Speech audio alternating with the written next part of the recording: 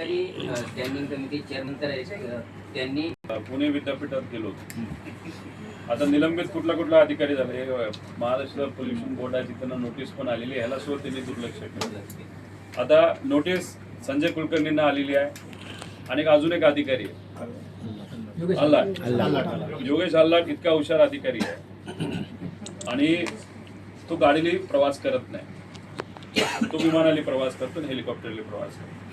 तुम्ही मला असं का?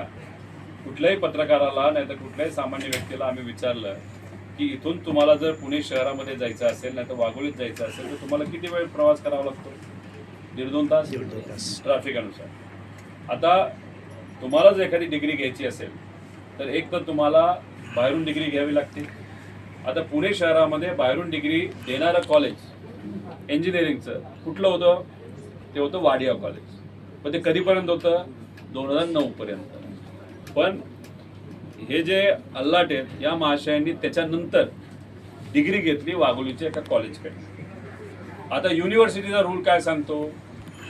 किती टक्के तिथं उपस्थिती असावी कॉलेजमध्ये? 75.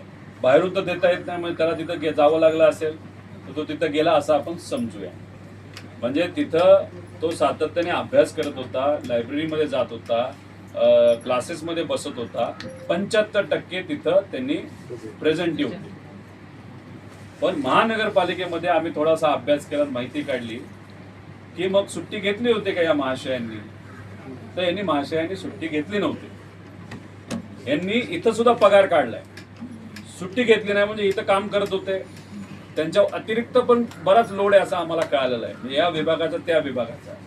म्हणजे महानगरपालिकेमध्ये जो माणूस 10-12 तास काम करत होता तो त्याच वेळेस फिजिकली वाघोलीमध्ये कॉलेजमध्ये सुद्धा बसला होता.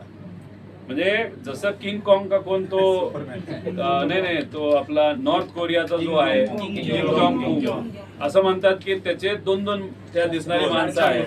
नाही तर आपला रशियाचा कोण पुतिनकडे पण 2-3 त्यासारखी दिसणारी माणसं आहेत. नाहीतर इस्रायलचा कोण नितीन आहो त्याच्याकडे 2-3 त्या.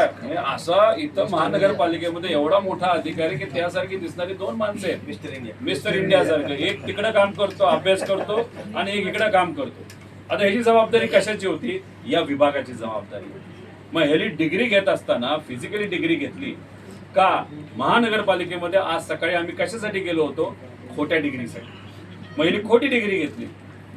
एक तर तुम्ही 75% तिथं असल्याशिवाय तुम्हाला खरी डिग्री मिळणार नाही. 100% तुम्ही खोटी डिग्री घेतली.